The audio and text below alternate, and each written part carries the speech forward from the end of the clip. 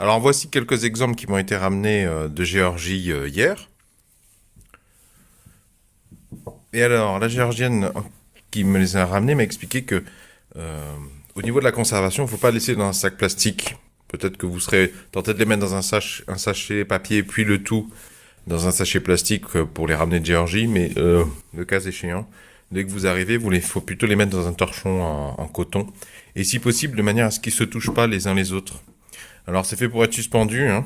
Normalement on les suspend par leur petite ficelle, là, il y a une petite boucle, pour les préserver de l'humidité, dans la cuisine par exemple.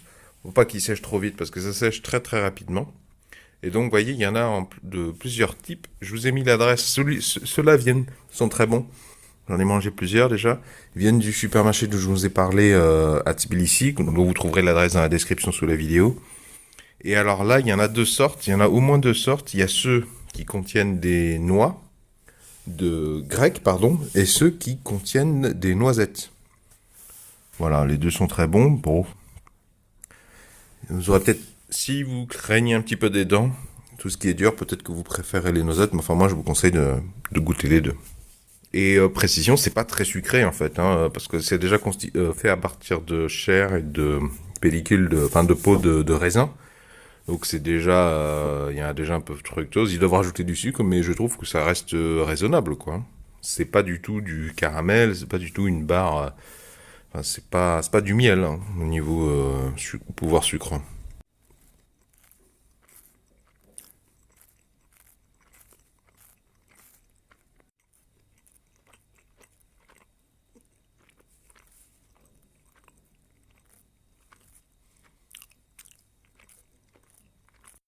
Et alors dans les chouchrelli, en fait, vous en avez plusieurs. Alors, Rogur Vambopt, Urzeli, saperavi.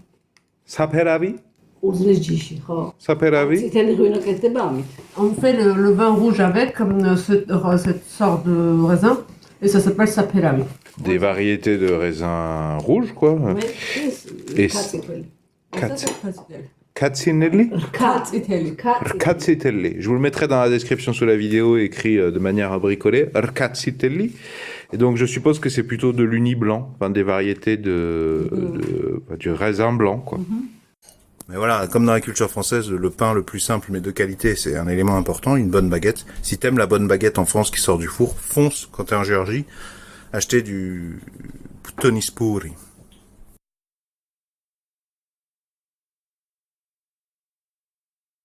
Bonjour à tous, aujourd'hui je vous propose un épisode culinaire qui va nous servir d'une pierre deux coups à apprendre plusieurs mots en géorgien. Peut-être que si vous allez en Géorgie ou que si vous allez dans un bon restaurant géorgien, si ça existe en France, peut-être que le seul plat à manger, ou en tout cas le premier plat à manger, avant même les rinkali qui sont peut-être plus connus, le plat le plus important à découvrir, c'est un plat qu'on appelle Acharuli Khachapuri. C'est celui que je vous montre à l'écran actuellement. Donc je vais le redire, c'est en deux mots. Le premier mot commence par Acha, A-T-C-H-A, hein, vulgaire, simplement. Acha. Ensuite c'est Ruli, donc la R espagnole, la R, le R roulé. Acha, Ruli, en un seul mot, Acharuli. Et le deuxième mot, qui commence par hacha, donc le ch, c'est la jota espagnole, pour ceux qui parlent déjà un peu espagnol. Donc ha, hacha, hachapuri. P-O-U, encore la R espagnole, le R roulé, puri. Hachapuri. Donc en entier, je le redis, c'est acharuli hachapuri. Et alors, à la fin du deuxième mot, vous avez entendu, il y a le mot pourri.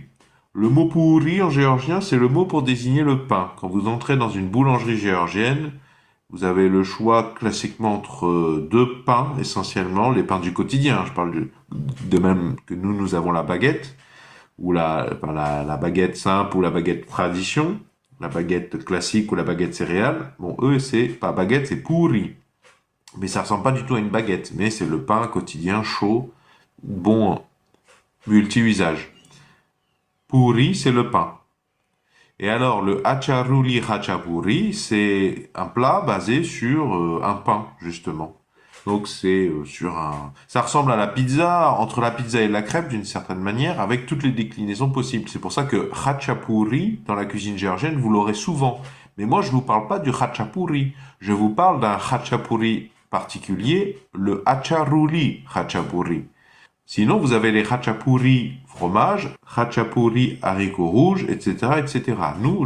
Ici, nous parlons du hacharuli khachapuri, qui est accessoirement celui le plus gras et le plus copieux probablement.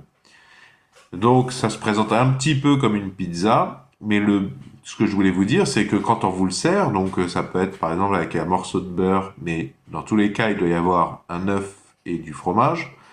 Vous mélangez l'œuf, le fromage et parfois le morceau de beurre, ça vous fait une pâte d'une consistance relativement homogène. Et ensuite, vous prélevez, vous détachez de la couronne des morceaux de pain que vous trempez, un petit peu comme une fondue, que vous trempez donc dans le mélange œuf, fromage, beurre. C'est très simple, c'est très bon. Et je maintiens que ça, c'est à manger avant de manger les khinkali. C'est tout autant géorgien sinon plus, et c'est beaucoup moins compliqué à manger. Moi, je trouve ça meilleur. Ce n'est pas censé coûter cher. Ça fait partie de la cuisine géorgienne de base. Donc, vous pouvez en manger les très bons à des prix très raisonnables en Géorgie.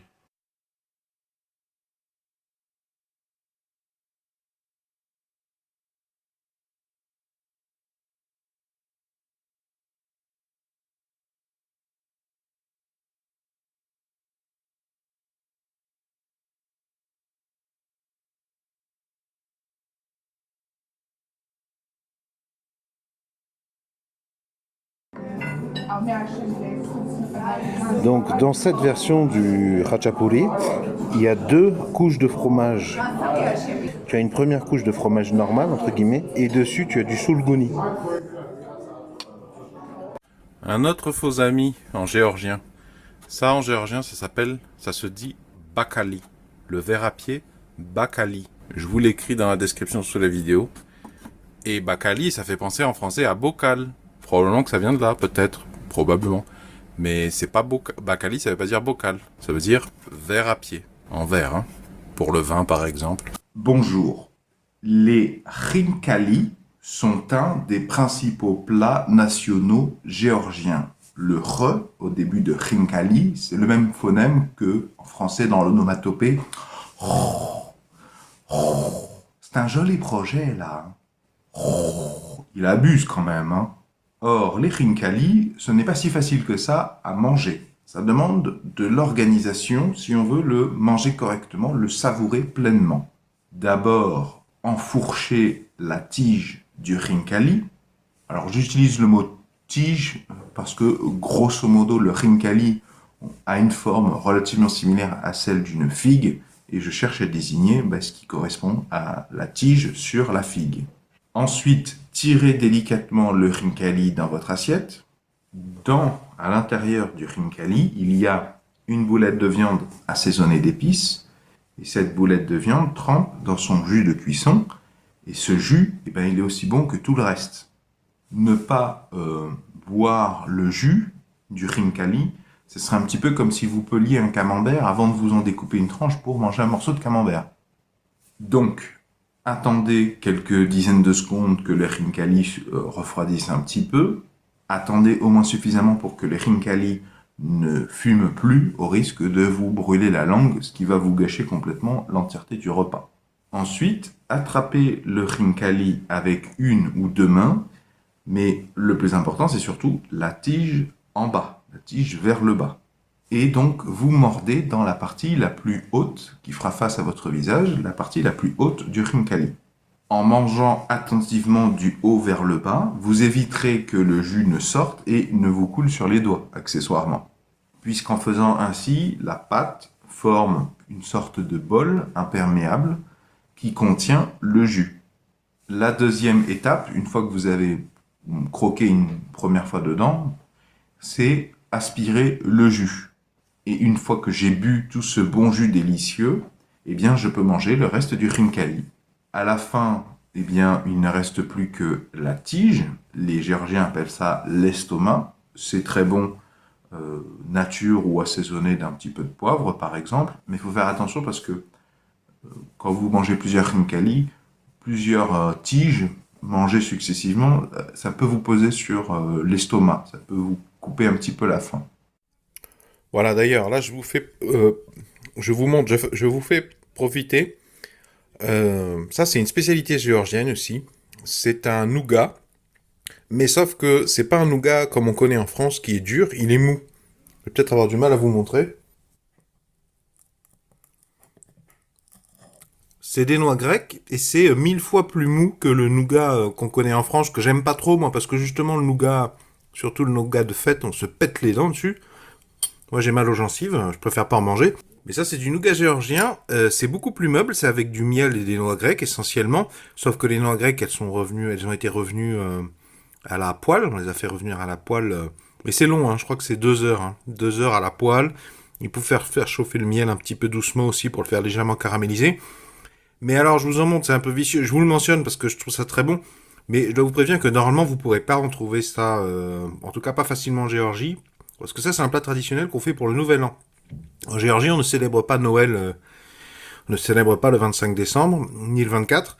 Par contre, le jour de l'an, c'est une fête très sérieuse. On fait une grande célébration pour le jour de l'an. Et pendant ça, c'est un truc qu'on mange que pendant les 20 premiers jours du mois de janvier en Géorgie.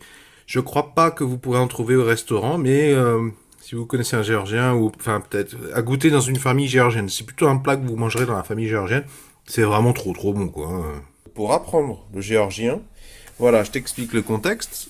Il y a un géorgien qui, pour venir en France, m'a préparé ce dessert très typique, caractéristique. Alors en Géorgie, tu vas avoir du mal à le trouver parce que c'est pas tellement un truc qui s'achète en supermarché, c'est plutôt dans les familles. Donc si tu veux en acheter, je te recommande de passer par un géorgien pour qu'il se renseigne où tu peux en acheter, peut-être sur les marchés. Pas si facile que ça d'en trouver. C'est plutôt fait de manière familiale. Ça s'appelle le gozinakri. Alors si tu ne sais pas prononcer le O, que moi-même je prononce pas très bien, tu peux faire un R roulé. Si tu le disais rapidement, ça fait gozinari. Mais c'est pas la bonne prononciation, c'est gozinakri. C'est un espèce de qui pourrait ressembler quand un Français imite un corbeau ou un canard. Voilà, c'est ce son-là. Mais alors c'est très intéressant parce que gozinakri, gozi,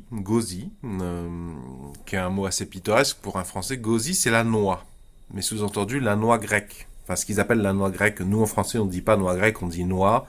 Noisette, eux ils disent noix, enfin la noix ils appellent ça noix grecque. Donc gozi, dans le mot gozinakri, qui est le nom de ce dessert, gozi c'est la noix. La noix en géorgien c'est nigozi. Je sais pas pourquoi ils rajoutent le ni, j'ai demandé, mais en français aussi on rajoute des petits préfixes ou des suffixes, c'est pas toujours nécessaire, on sait plus trop d'où ça vient. Nigozi c'est la noix. Et c'est très intéressant si tu vas apprendre le géorgien aussi, un truc à se souvenir, c'est que gozinakri, nakri, ça vient d'un verbe Nakra. Je le prononce pas exactement bien, mais c'est ça. Je le prononce pas très bien parce que c'est compliqué pour moi, à fortiori pour un Français, de dire ce Donc, ce dessert te permet d'apprendre 2 mots très intéressants. Gozi, la noix, nigozi, et nakri vient du verbe nakra, qui veut dire piler. Parce que c'est de la noix pilée avec du miel. J'ai pas la prétention de connaître tous les ingrédients, mais tu vois bien que c'est des éclats de noix. Ça veut dire, le nom du dessert, ça veut dire littéralement noix pilée. C'est succulent. Et du coup, tu apprends le verbe piler en plus du verbe noix, mais tu l'apprends de manière fluide, puisque normalement tu vas te souvenir de ce dessert, puisque les Géorgiens ne le font quasiment qu'une fois dans l'année, c'est pour la nouvelle année. Et ils font ça plutôt en famille. C'est pas un trait que tu vas trouver facilement dans les supermarchés. Et du coup, l'odeur, le goût, la mémoire sont des choses qui sont reliées. C'est très typique et très singulier, donc c'est une bonne manière d'apprendre 2 mots intéressants. Piler, qui sait, ça pourrait être intéressant de réutiliser, de connaître nakra, le verbe géorgien pour piler, pour le réutiliser dans une autre phrase, avec autre chose que le mot noix. Et ça peut t'aider à comprendre d'autres mots qui contiendront une forme proche de nakra, le verbe pour piler.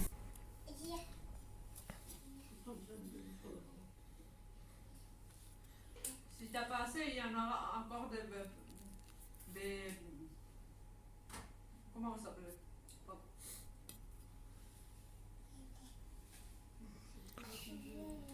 Et comment ça s'appelle ces petits beignets? Ça porte un nom ou...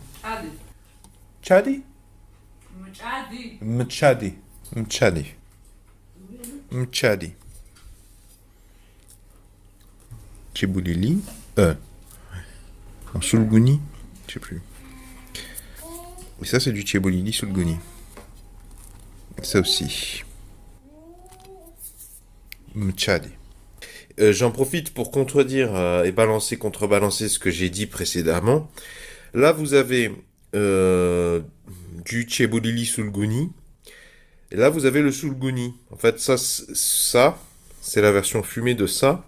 Mais en fait, là où je pondère et où je reviens un peu sur ce que j'ai dit, je rétropédale, je vous conseille surtout en priorité d'acheter du soulgouni, donc la version non fumée, parce que la version fumée, cheboulili soulgouni, surtout l'adresse que je vous donne dans la description sous la vidéo, accessible, parce que c'est un supermarché à Tbilissi, donc même si vous y allez seul, vous paierez le même prix que tout le monde, a priori.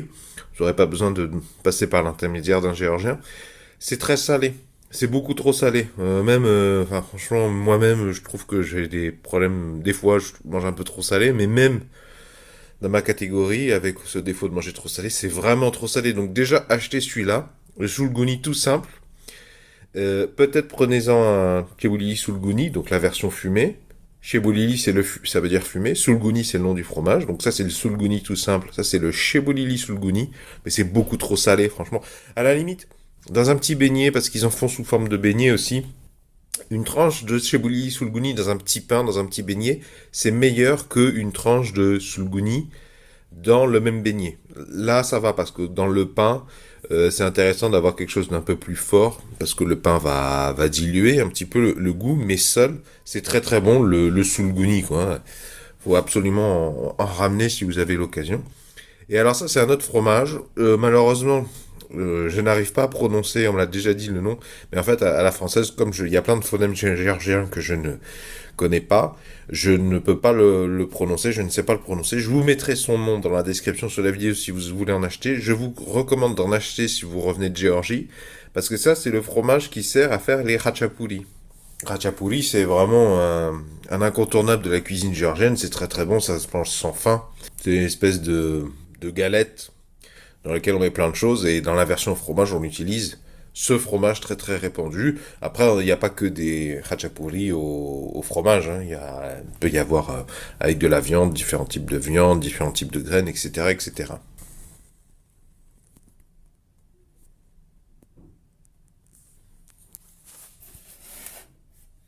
Encore une fois, si vous voulez pas vous rater et être sûr que ce sera mangeable, prenez du soulgouni plutôt que du cheboulili soulgouni. Tu peux venir dans les enseignes, cette enseigne, ça se prononce Nikora. Tu peux demander Nikora. Nikora Minda, je veux Nikora. C'est raisonnable et il y a en plus une carte de réduction, bon ça te concernera moins, mais qui donne encore plus de réduction. Mais parmi toutes les supérettes qui se ressemblent, celle-là doit retenir ton attention parce que c'est une chaîne, je crois qu'il y en a dans tout le pays, et elle est correcte au niveau des prix, contrairement à bien d'autres.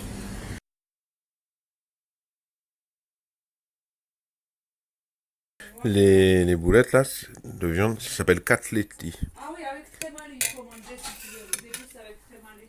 Katletti, et ça c'est de la purée de pommes de terre. Purea, ça se dit purea, purée, purea.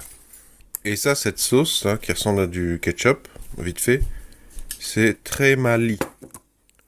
C'est très bon aussi, c'est à goûter. Tremali. Tremali. C'est un ketchup géorgien. Tu vois, là, on est dans un magasin Nikora. Et ça, c'est des idéalis. Ça doit être, je sais pas, 1 euro quelque chose. Je sais pas si c'est ça le prix. Si ça, c'est le prix, ça fait 1 euro. Mais si tu passes, si tu as l'occasion, prends ça, là. C'est de l'idéali. Je sais pas ce que ça vaut. Ça vaudra pas de l'idéali artisanal fait par la belle-mère. Mais puis ça aussi, ça a l'air pas mal. Tu vois, là, Nikora, 6 laris pour 2 idéalis et 4,70 pour les 2 éclairs au chocolat, là. Donc ça fait 2 euros ça. Et ça tu divises par 3. Ça aussi. 2 euros les 2 idéalis et 4,70 lari à convertir en euros. Les éclairs en chocolat, je sais pas ce que c'est. J'ai l'impression que c'est peut-être fourré à de la crème. On verra. Bon, bref, je te dirai. Mais voilà. Voici un dessert qui s'appelle l'idéali. Donc comme le mot idéal en français, simplement vous rajoutez un i à la fin. C'est un dessert à base de lait concentré sucré bouilli, de miel et de noix grecques. Il se trouve qu'il y a quelque temps, j'avais publié une vidéo tuto recette complète. Si vous voulez le préparer vous-même, je vous ai mis le tuto recette en question dans la description de la présente vidéo. Je vous recommande, quoi qu'il en soit, de goûter ce dessert en priorité en Géorgie. Celui-ci est fait maison, justement, mais vous pouvez en acheter des tout prêts, notamment dans des supérettes du genre Nikora.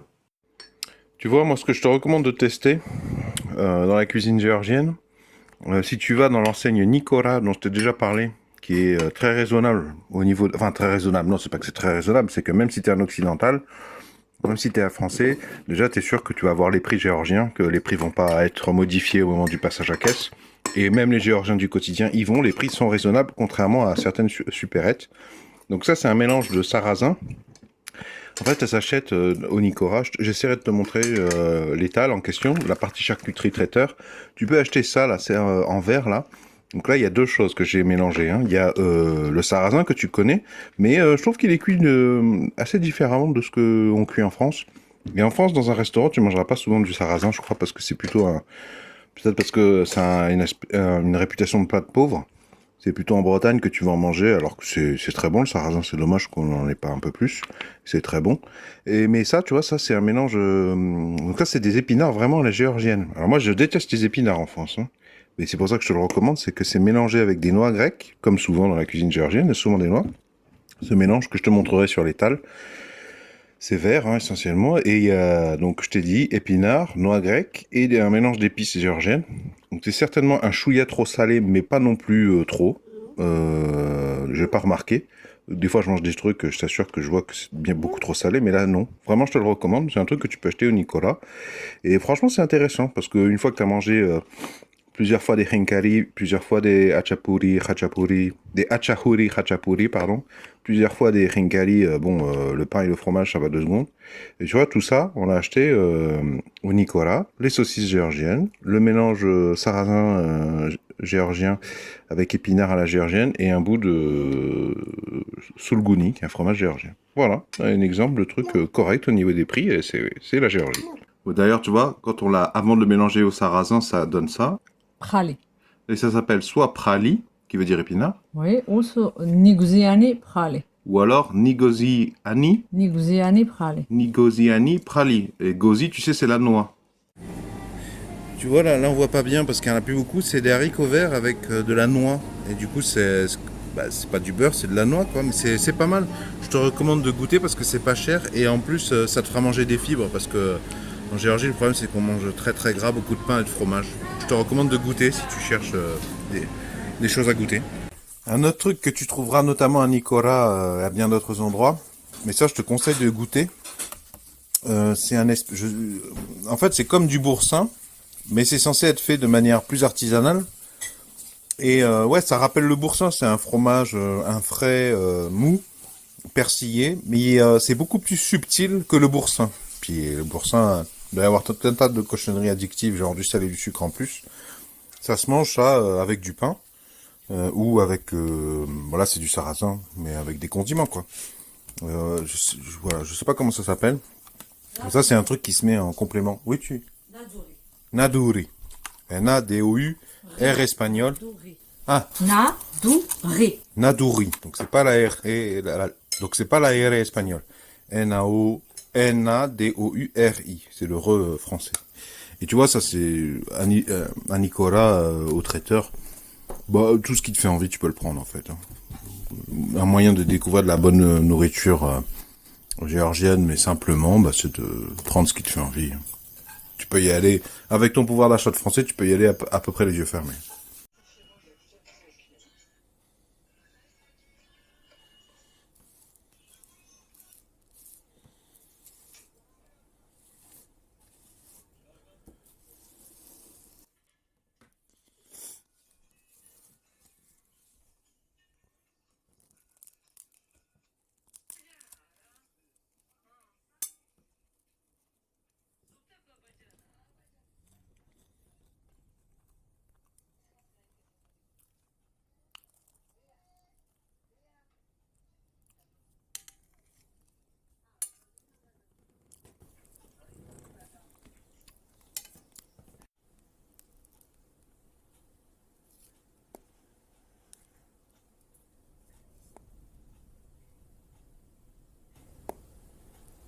Alors moi, je vous conseille de goûter, si vous ne connaissez pas, les bouteilles d'eau de la marque Borjomi. Borjomi.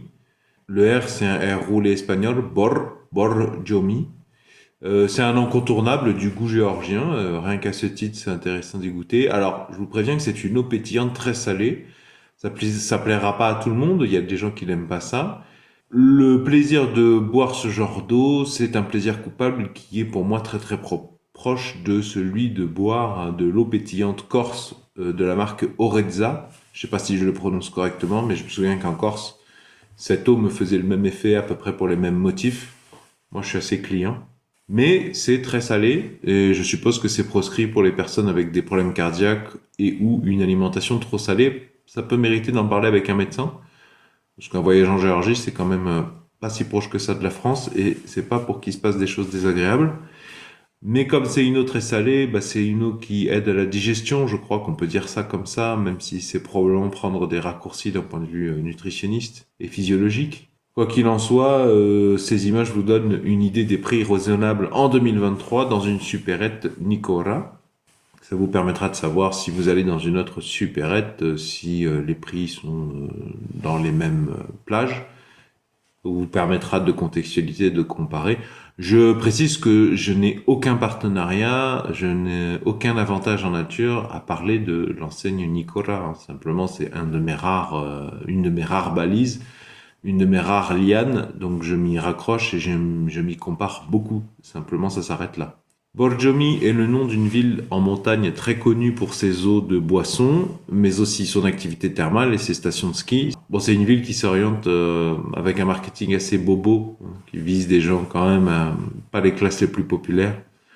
Vous avez qu'à voir la manière dont ils ont de récupérer l'image du tsar de Russie qui allait faire des cures là-bas. Alors, de francophone à francophone, j'ai le plaisir de vous annoncer que la marque Président est présente en Géorgie et propose dans la plupart des supérettes Nicora, voire des supérettes tout court, des tomes sous blister de Sulguni et de Cheboulili Sulguni.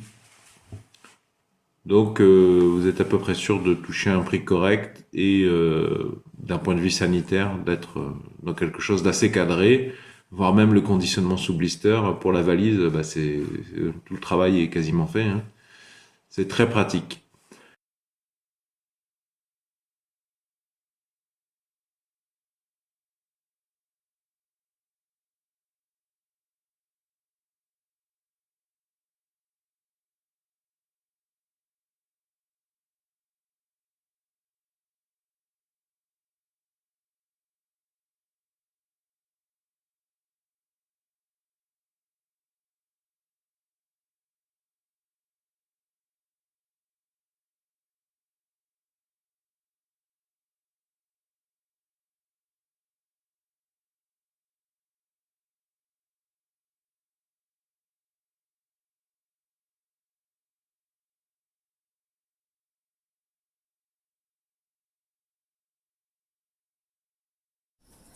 Si tu es de passage en Géorgie, je te recommande de tester ça dans un magasin, un supermarché Nicora par exemple, parce que les prix sont corrects. Tu es à peu près sûr et certain que voilà, tu vas pas payer trop cher. Cette marque en fait et des modèles très similaires, cette forme de bouteille aussi, il existe plusieurs marques, mais il y a plusieurs parfums, il y a poire, il y a un truc jaune aussi, il y a la couleur rouge, je sais pas ce que c'est, ça doit être grenadine, et là c'est vert, c'est sous pression, c'est pétillant. C'est des limonades en fait, c'est des genres de limonades, des sirops gazéifiés. Enfin en Géorgie le mot limonade prend beaucoup d'ampleur, hein. Des fois ils appellent limonade des trucs, je vois pas trop ce que c'est limonade, des fois même des jus de fruits. Bon bref, sans rentrer dans les détails. Je te conseille de goûter ça. Je croyais que c'était menthe vis-à-vis de la couleur, je voudrais goûter toutes les couleurs. C'est Tarragone. Ça me fait penser à Tarragona en Catalogne. Je te recommande de goûter parce qu'à ma connaissance ça n'existe pas du tout en France. Ça c'est un truc de base ici, c'est pas cher. Je te recommande de goûter parce que c'est pas mal. Ça rappelle un peu l'anis, je trouve. Ouais, un anis léger et c'est pas alcoolisé, je crois pas. Non, je crois pas. On en donne même aux enfants. Mais j'imagine que c'est cette plante là. Et ouais, je te recommande de goûter, c'est pas cher et on découvre quelque chose de nouveau. Bon, peut-être pas, n'en prends pas une aussi grande, peut-être, parce que je te dis pas que c'est très bon, quoi. Hein. C'est correct pour le moment. Je sais pas si je vais la finir, mais je te recommande de goûter. Bah écoute, je viens de boire tout ça moi tout seul, en 2-3 verres. Et ben, j'en raffole pas. C'est pas très, enfin, c'est rapidement écœurant, je trouve en fait. Mais c'est pas mal. Ça peut être une bonne idée de cadeau pas cher. Par exemple, si ton père il boit de l'anis, un truc que t'es à peu près sûr et certain que ça va pas tourner dans ta valise. Une petite bouteille plus petite pour lui faire découvrir ça. Parce que ça, moi, ça me rappelle vraiment l'anis. Ouais, il y a vraiment un recoupement, un recouvrement du goût avec des boissons anisées. C'est dommage, en France, elles sont souvent alcoolisées et le pastis et ses équivalents, c'est vraiment un poison absolu. Même un seul verre, notamment pour le foie. Mais ça peut être une bonne idée de cadeau pour ou pour ton grand-père s'il boit de l'anis. Mais une petite bouteille parce que c'est rapidement écœurant, quoi.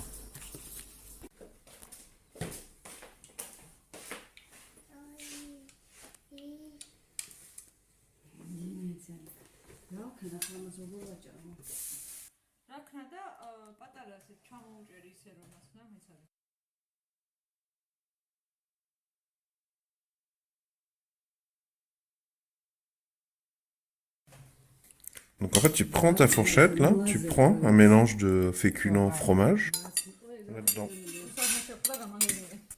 Alors, il est notable de remarquer que ça, c'est frais, en fait. C'est frais. C'est mariné au frais. C'est agrémenté de pas mal d'épices, assez elles-mêmes assez rafraîchissantes. Et ça, c'est servi chaud. Et on mange le mélange des deux. Ça s'appelle bâgé. Ça s'appelle romit. Et ensemble, c'est bajeda. Bâgé romit. Tu m'as dit bajeda romit. Bâgé romit. Si, le bâgé dans Oui, on peut dire les deux, ok. Ça s'appelle, ce plat s'appelle bâgé. Et ça s'appelle romit. Et donc les deux en même temps, ça s'appelle bâgé romit. Entre parenthèses, dans la cuisine géorgienne, dans la culture géorgienne, il y a que 2 plats où on mélange du froid avec du chaud. Donc c'est pas si fréquent que ça. Donc, moi je préfère mélanger, enfin je préfère faire chauffer le tout, hein, parce que surtout qu'il y a du fromage. Il a tendance à refroidir rapidement. C'est meilleur quand il est fondant, je trouve. C'est une sauce à base de noix, pas mal de noix, c'est très bon. Voilà, vous venez de découvrir un plat typique de la cuisine géorgienne. Je suis pas un très grand fan du mélange chaud-froid. J'aurais plutôt tendance à réclamer qu'on me fasse chauffer la partie qui est froide. Mais néanmoins, je trouve ça très sympa, ne serait-ce que de goûter le setter, parce qu'en fait, en France, c'est un truc qu'on ne mange pas beaucoup, ou qu'on a dû manger à une époque où la France avait un PIB beaucoup moindre. Les agriculteurs, nos aînés, nos grands-parents devaient connaître ça, nos arrière-grands-parents. Si vous voulez manger à Tbilissi, capitale de la Géorgie, des rinkali simples, bons, à un tarif correct, eh bien ce restaurant-là est un incontournable de Tbilissi. C'est même presque une parodie de vous parler de ce restaurant pour manger les rinkali à Tbilissi. Je vous ai mis son adresse dans la description sous la vidéo. L'attente peut être un peu longue, vu que c'est un restaurant qui est un petit peu victime de son succès et que les rinkali sont bien frais. Ils sont faits sur place et pas beaucoup de temps avant qu'ils soient servis. L'intérieur est tout en bois, c'est simple et c'est populaire. Et si je suis en mesure de vous trouver d'autres adresses dans les mêmes gammes de prix, pour des bons rinkali, je vous les mettrai dans la description sous la vidéo, ou alors de la bonne cuisine géorgienne de manière générale, je vous le mettrai dans la description sous la vidéo a posteriori.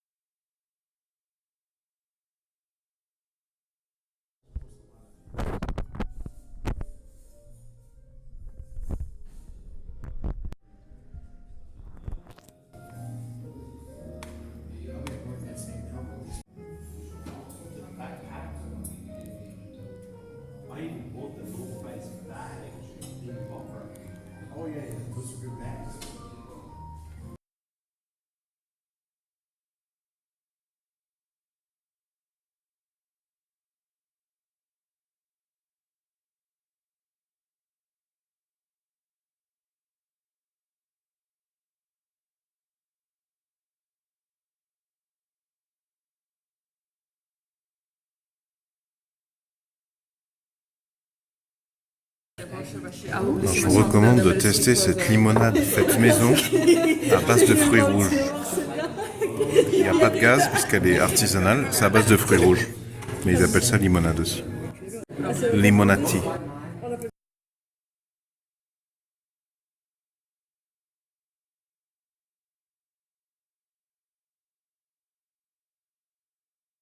Tu as dit que c'est du pain à la géorgienne? Oui. Et comment ça s'appelle ça déjà? Khmerouli. Khmerouli. Khmerouli. Je vais t'écrire. Ouais. Et tu peux mettre du pain pour absorber la... Ah oui, bah ça, oui. Ça, c'est international.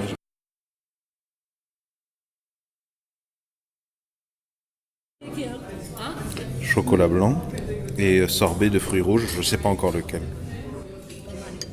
Ça, on dirait du serpolet, là.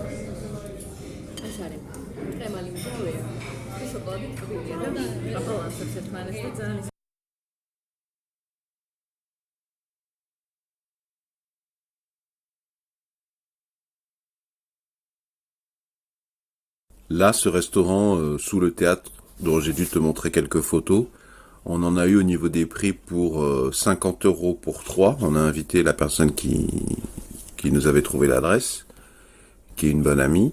50 € pour 3, sachant qu'il y avait donc une assiette de khachapuri, 3 plats principaux. Moi, j'ai pris une petite bouteille de Borjomi 33 centilitres. Un pichet de limonade, mais bon, la limonade artisanale, là, elle était aux fruits rouges, elle était pas pétillante, donc je suis pas sûr qu'en France on appellerait ça une limonade en tout cas, mais c'était délicieux. Plus les 3 desserts, là, sorbet de fruits rouges sur son lit de chocolat blanc, ça c'était très bon. 50 € à 3, avec un peu de pain géorgien. Donc certes, oui, c'est plus cher quand même que les standards géorgiens, mais c'est quand même un restaurant très tourné... qui fait des efforts pour accueillir une clientèle, y compris occidentale. Donc j'imagine que les Géorgiens qui ont l'habitude de grosses portions et pour pas cher, c'est pour ça qu'ils peuvent mettre des avis négatifs. Mais enfin moi je trouve que pour un pouvoir d'achat de français, c'est quand même très raisonnable. 50 € pour 3 personnes. Tu invites un ami. Vu le standing quand même, c'est très raisonnable. Hein. Moi je recommande ce restaurant aux Français. J'espère que ceci pourra vous aider à progresser en géorgien ou de manière générale à prendre du plaisir en apprenant le géorgien. D'ailleurs, n'hésitez pas si vous avez des choses à partager dans les commentaires. Des fois, je tombe sur des véritables pépites et il y en a beaucoup d'entre vous qui généralement m'apprennent des choses qui m'aident à apprendre le géorgien par les commentaires, les informations complémentaires que vous mettez dans les commentaires sous la vidéo. Si vous avez apprécié la présente vidéo, pouvez-vous mettre un pouce vers le haut s'il vous plaît. Pour ceux qui peuvent se le permettre, vous pouvez me faire un don par PayPal. J'ai mis le lien dans la description sous la vidéo. Ce sera très fortement apprécié parce que YouTube paie très mal sur tout ce qui est culturel. Et puis bon, le modèle des publicités partout, tout le temps, c'est assez gonflant. Autre alternative, vous pouvez aussi m'acheter une fiche de révision du géorgien. C'est une annonce eBay que j'ai également mise dans la description sous la vidéo. Je vends ça sur eBay, comme ça vous pouvez lire les commentaires des acheteurs précédents pour vérifier que je suis sérieux. Et puis vous avez la garantie eBay, voire même PayPal dans certains cas. Et surtout, comme j'utilise exclusivement des moyens de livraison de La Poste, eh bien je fais travailler La Poste et des employés français protégés par le Code du travail français.